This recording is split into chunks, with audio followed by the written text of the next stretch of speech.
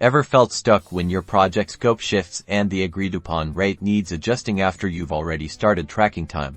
Clockify offers a simple solution to adjust your billable rate mid-project, ensuring accurate revenue tracking even with evolving project demands. Let's dive in. First, head over to the time tracker section in Clockify. Here, you'll see the timer you've already started for your project. Locate the specific time entry you want to adjust and click the Edit button, typically represented by a pencil icon or a similar symbol.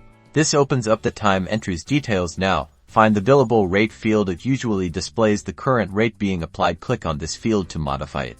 Simply type in the new billable rate you want to apply to this specific time entry. For example, let's change this from $50 to $75.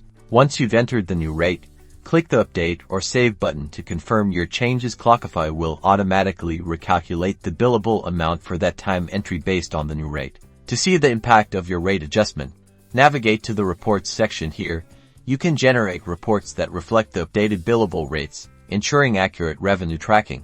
And that's it.